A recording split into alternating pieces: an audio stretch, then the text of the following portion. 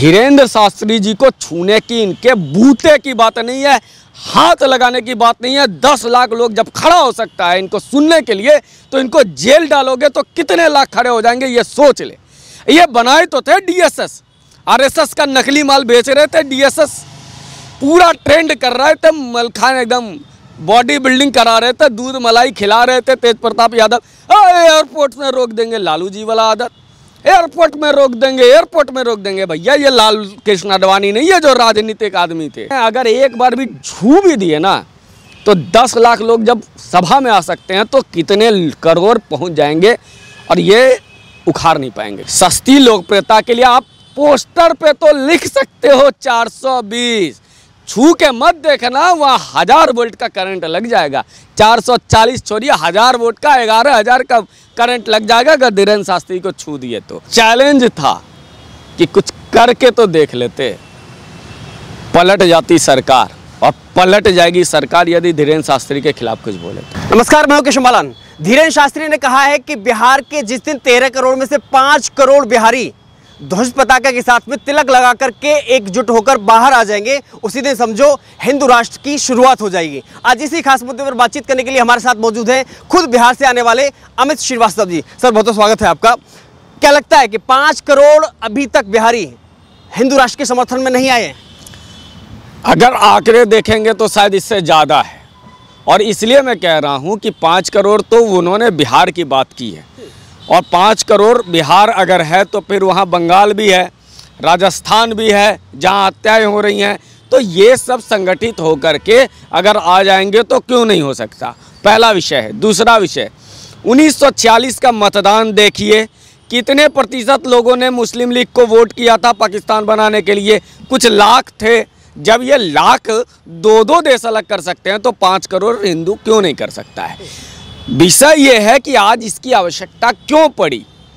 आप खुद हर बात संविधान पे ठोक करके कहते हैं संविधान में लिखा है, आप ठोक के कहते हो संविधान है, भारत सेकुलर देश है। अरे बाबा साहब अम्बेडकर ने अपने संविधान को सेकुलर नहीं बनाया, वो तो इंदिरा गांधी तालाबंदी करके भारत को, संविधान को सेकुलर बना दी आपातकाल में। तो फिर वहाँ पर सेकुलर देश में आप वक्फ बोर्ड भी बना देते हैं, आप संख्यकों को कोटा भी दे देते हैं, आरक्षण भी दे देते हैं कर्नाटक में। उसके बाद कहते हैं कि नहीं, आप हिंदू मंदिरों पर टैक्स लेंगे। ये क्या चल रहा है हिंदुस्तान में? ये सेकुलरिज्म की परिभाषा है क्या? इस बात को समझिए, ये राजनीतिक भूचाल नहीं है, ये सामाजिक भूचाल है। धीरेन्द्र शास्त्री जी लेकर के आए हैं, और इसकी आवश्यकता बिहार में थी।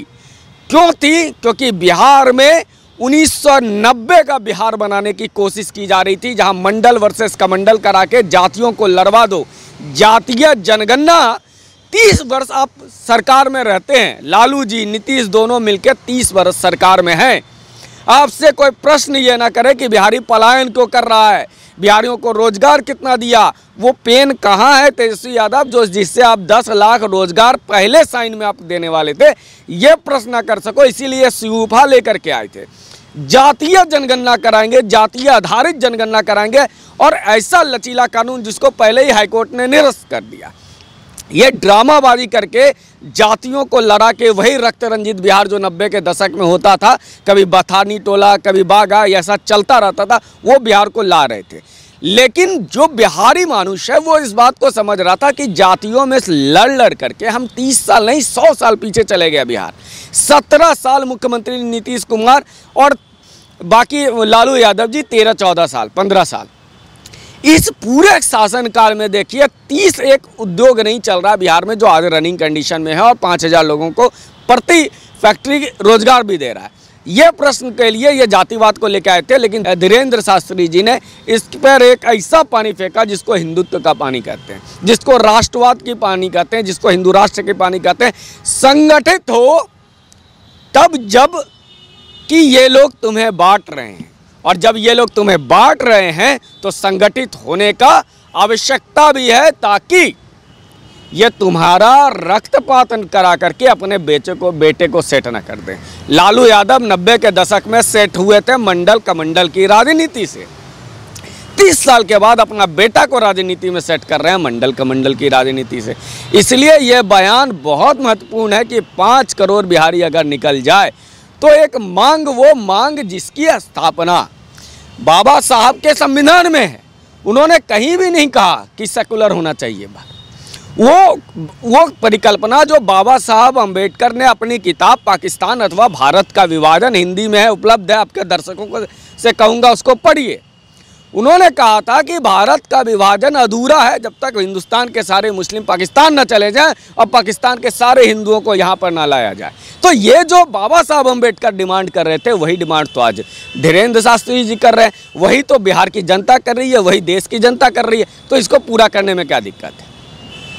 ये राजनीतिक भूचाल नहीं है, मैं ये समाज की मांग है और सबसे पहले संत समाज की नब्ज को पकड़ता है। आज देख लीजिए किसी भी राजनीतिक दल में लालू जी डंडा घुमावन तेल पिलावन करते थे, नीतीश कुमार सुशासन बाबू लेके घूमते थे। किसी की औकात नहीं थी कि 1 लाख 2 लाख 3 लाख लोगों को इकट्ठा कर दे। मोदी जी की सभा को छोड़ करके वो भी 4 लाख 5 लाख तक जाती थी मैक्सिमम। लेकिन धीरेन्द्र शास्त्री जी क्या इतने लोग आ रहे हैं और लोग वो मंच से कह रहे हैं मत आओ घर में सुनो। ये ताकत है, इस ताकत के कारण ही तो इनका विरोध भी किया गया। ये खिचड़ी बना रहे थे तेजस्वी यादव, नीतीश कुमार कि कहीं से हल्दी, कहीं से नमक, कहीं से तेल मिला के जाति का खिचड़ी बनाएंगे और बैठ करके सत्ता का खिचड़ी हम खाएंगे।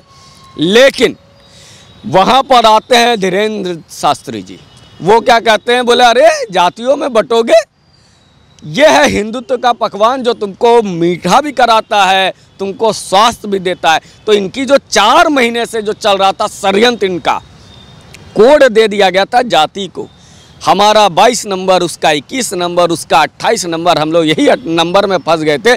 जहां हमको 10 लाख रोजगार मांगना था, वहां हम पूछ रहे थे मेरा कोड 21, मेरा कोड 23, मेरा कोड 28, मेरा कोड 1।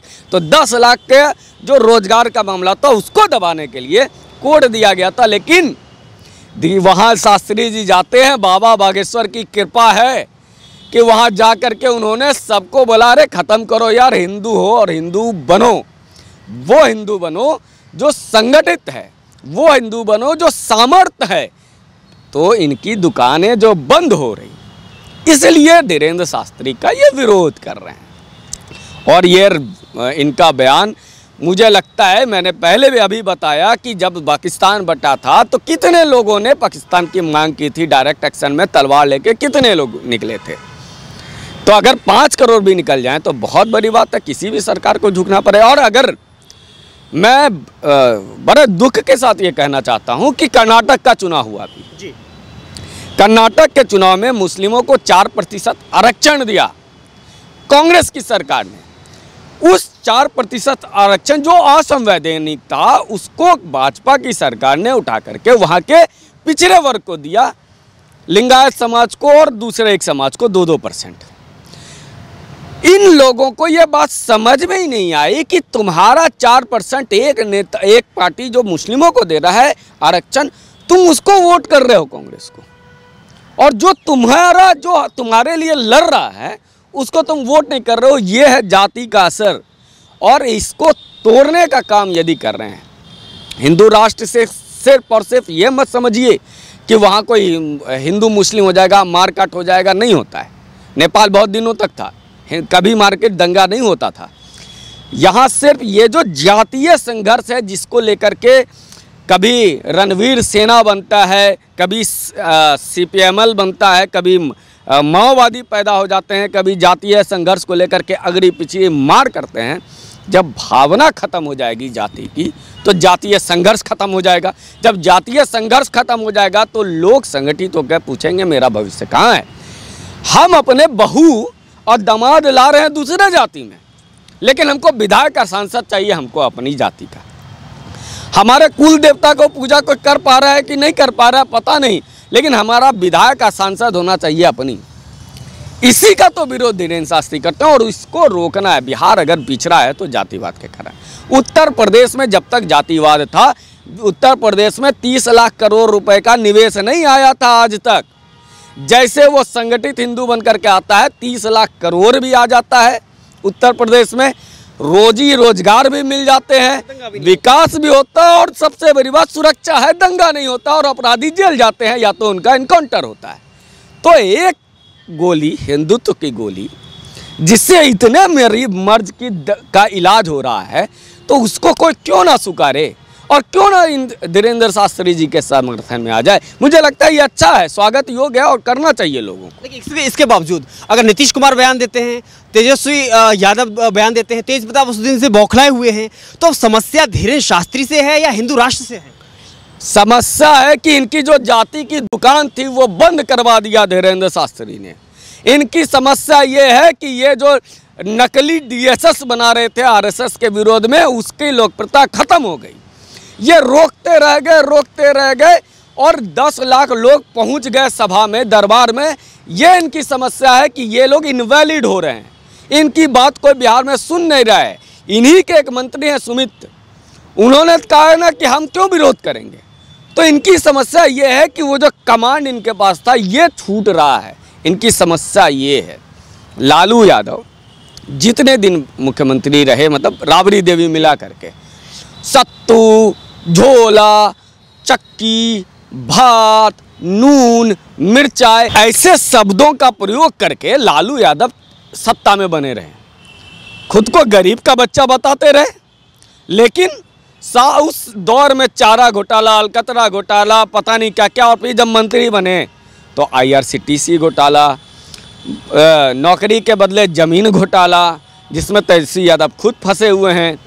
ये सारी चीज़ें अब बिहारी समझने लगा है, क्योंकि यदुवंशी भी तो समझदार है ना, उनको भी तो पता है ना कि अरे एक बार बतावा, तेजस्वी काहे बनत, हम काहे नहीं बन सकेली, ये तो सवाल पूछ सकता है ना। तो वही सवाल अब बिहारी पूछने लगा और इनको एक आवाज़ मिल गए धीरेंद्र शास्त्री। आप समझिए कि आप पूरे समाज में आप किसके साथ जाते हैं, वो जो आपके मन की बात करता है।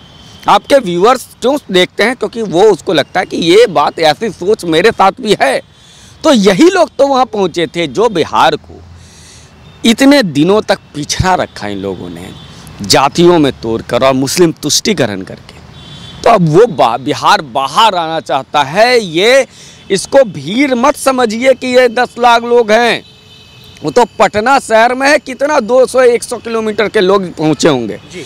आप पूरे बिहार का जो टेम्परेचर है, जो उसी थर्मामीटर से समझिए कि बिहार आज सोचना क्या चाहता है। और ये मैं कह रहा हूँ, जो गोली है बिहार की, गोली धीरेंद्र शास्त्री दे करके जा रहे हैं। सारे मर्ज के एक ही दवा है कि हिंदू संगठित हो जाओ। उत्तर प्रदेश में हिंदू संगठित हुए तो रोजगार भी मिल रहा है, निवेश भी आ रहा है, अपराध भी मुक्त हो रहा है, दंगा मुक्त हो रहा है। तो बिहार को क्यों नहीं चाहिए ये दवा, अब पूरे देश को क्यों नहीं चाहिए ये दवा। देखिए, यही धीरेंद्र शास्त्री अगर मध्य प्रदेश में जाते हैं तो शिवराज सरकार स्वागत करती है, उसका समर्थन करती है, और यूपी में जाते हैं तो योगी बाबा खुद हिंदू राष्ट्र का समर्थन करते हैं, उनके समर्थन में बयान देते हैं। लेकिन यही अगर धीरेंद्र शास्त्री बिहार में चले जाते हैं तो वही एकदम पलटवार हो जाता है। ये बहुत टेक्निकल चीज़ है, समझिए। बिहार में 2020 का चुनाव हुआ था, 5 सीटें ओबीसी जीत गए। ओबीसी की पार्टी 5 सीटें जीत गई। लालू यादव डंडा पीते रहे, सद्दाम हुसैन का गमछा गोल टोपी लगा करके घूमते रहे, लेकिन ओबीसी को 5 सीटें मिल गई। बिहार में मुस्लिमों ने वोट किया, मुस्लिम नेता चुन लिए। बसपा के साथ इनका गठबंधन था, लेकिन बसपा का जो हिंदू कैंडिडेट था उसको मुसलमानों ने वोट नहीं किया। मुस्लिम राजनीति 1946 से लेकर आज तक एक ही बात पर टिकी है कि जो मेरे लिए नंगा होकर घूमेगा, जो सिर्फ और सिर्फ मेरी बात करेगा, हम उसको वोट करेंगे। जरा सा भी तुम हिले तो तुम हिंदुत्ववादी बन जाओगे। जरा सा भी तुम कहोगे कि जब बागेश्वर बाबा के यहाँ चले जाएंगे तो सारे मुसलमान विरोध हो जाएंगे। यह मुस्लिम की राजनीति है बिहार में या पूरे देश में। एनालिसिस करने वाले ये समझ ही नहीं पा रहे हैं कि मुस्लिम की राजनीति क्या है। और यही राजनीति है कि तुम सेकुलर नहीं बनो, तुमको सिर्फ और सिर्फ मुस्लिम अपीजमेंट करना होगा, तभी हम तुमको वोट करेंगे। वरना पहले कांग्रेस जब अपीजमेंट कर रही थी तो कांग्रेस के साथ थे। कांग्रेस ने जरा सा मंदिर का दरवाज़ा खोला, गेट खोला, ताला खोला, शुरुआत हुआ, तुरंत ये समाजवादी पार्टी के पास भाग गए, बिहार में लालू के पास भाग गए। कांग्रेस जो इतने वर्षों तक इनके लिए करती रही उसको छोड़ दिए। और बिहार में लालू यादव, तेजस्वी यादव, नीतीश ने क्या नहीं किया था, लेकिन ये चले गए ओबीसी के पास। तो इनको डर है कि हमारा जो ये वोट बैंक है ये भाग ना जाए। हम जो इतने दिनों तक जो सद्दाम हुसैन का गमछा गले में डाल के घूम रहे हैं, ये वोटर ना भाग जाए, इसलिए इनका विरोध करेंगे। एक आखिरी सवाल, क्या लगता है कि जिस तरीके से मुकदमे दर्ज करके जेल में डाल करके और तमिलनाडु सरकार से एनएसए लगवा करके मनीष कश्यप की आवाज़ को बंद किया गया, बिहारी मनीष कश्यप की आवाज़ को, लगता है धीरेन्द्र शास्त्री को भी डरा धमका करके उनकी आवाज़ को बंद कर सकती है बिहार सरकार? देखिए, मनीष कश्यप एक वर्चुअल दुनिया में हीरो हैं और आज भी हैं, लेकिन उनके साथ समस्या ये आई कि उनका तमिलनाडु में सेट किया गया। और एक और फैक्ट बता रहे हैं, ये आज तक कोई एनालिसिस नहीं कर रहा है। जिस डीजीपी ने, तमिलनाडु के डीजीपी ने इस पर एनएसए लगाया मनीष कश्यप पे, वो डीजीपी आज बिहार में लालू यादव की पार्टी राजद ज्वाइन कर लिया है। आप पूरा गेम समझिए कि मनीष कश्यप को एनएसए लगाने वाला राजद ज्वाइन करता है या राजद ज्वाइन करने की प्लानिंग करने वाला मनीष कश्यप को पे एनएसए लगाता है। ये एक दो लाइन में आप पूरी घटना को समझ जाइए। मनीष कश्यप आवाज़ उठा रहे थे, लेकिन उसके साथ भीड़ इकट्ठा करने वाले लोग कम हैं। धीरेन्द्र शास्त्री जी को छूने की, इनके बूते की बात नहीं है, हाथ लगाने की बात नहीं है। 10 लाख लोग जब खड़ा हो सकता है इनको सुनने के लिए, तो इनको जेल डालोगे तो कितने लाख खड़े हो जाएंगे, ये सोच ले। ये बनाए तो थे डीएसएस, आरएसएस का नकली माल बेच रहे थे। डीएसएस पूरा ट्रेंड कर रहे थे, मलखान एकदम बॉडी बिल्डिंग करा रहे थे, दूध मलाई खिला रहे थे तेज प्रताप यादव। एयरपोर्ट में रोक देंगे, लालू जी वाला आदत, एयरपोर्ट में रोक देंगे, एयरपोर्ट में रोक देंगे। भैया ये लाल कृष्ण आडवाणी नहीं है जो राजनीतिक आदमी थे, इसीलिए उनको रोक लिया। और ये 90 का दशक नहीं है, ये दशक इतना तो हम मानेंगे इस नरेंद्र मोदी के आने के बाद, कि हम जो समझते थे कि हमारे किस्मत में यही है कि कोई सरकार आएगी, हमारे ज़मीन को घेर लेगा, कब्रिस्तान बना लेगा और हम चुप रहेंगे, ये अब रहने वाला नहीं है। एक नरेंद्र मोदी ने समाज में परिवर्तन तो लाया है। इसी का कारण है कि लोग खड़े हो जा रहे हैं। आप और हम बात कर सकते हैं आज हिंदुत्व पे और हिंदू राष्ट्र पे और वक्त की जो घोटाले चल रहे हैं उस पर, वरना ये नहीं हो सकता था सर। आज से हम 2014 से पहले देखो ना क्या होता था। तो ये आप ये डरते हैं, अगर एक बार भी छू भी दिए ना तो 10 लाख लोग जब सभा में आ सकते हैं तो कितने करोड़ पहुंच जाएंगे और ये उखाड़ नहीं पाएंगे कुछ। सस्ती लोकप्रियता के लिए आप पोस्टर पे तो लिख सकते हो 420, छू के मत देखना, वहाँ 1000 वोल्ट का करंट लग जाएगा। 440 छोड़िए, 1000 वोल्ट का 11,000 का करंट लग जाएगा अगर धीरेन्द्र शास्त्री को छू दिए तो। आप पोस्टर पे काला लगाते हो, 10 लाख लोगों पे जाके लगाओ ना, जो जाते हैं बाबा के दरबार में, उसको कैसे रोकोगे? पोस्टर तुम्हारे पास वही औकात नहीं थी तुम्हारी, इसीलिए रात में जा करके पोस्टर पे काला। अरे हिम्मत था दिन में करते। पटना शहर लालू जी का गढ़, नीतीश का गढ़, डीजीपी से लेकर के सारे तमाम आपके पास तो एनएसए लगाने की भी ताकत है। उस शहर में आप धीरेन्द्र शास्त्री के का विरोध में पोस्टर तक नहीं खड़ा करा पाए अपने, उनके ही पोस्टर पे जाकर के काली पोत के रात में भाग लिए, वो भी डाक बंगला चौक पर। आप बताइए ना कहाँ रहा आपका वजूद? ये चैलेंज था कि कुछ करके तो देख लेते। पलट जाती सरकार, और पलट जाएगी सरकार यदि धीरेन्द्र शास्त्री के खिलाफ कुछ बोले तो।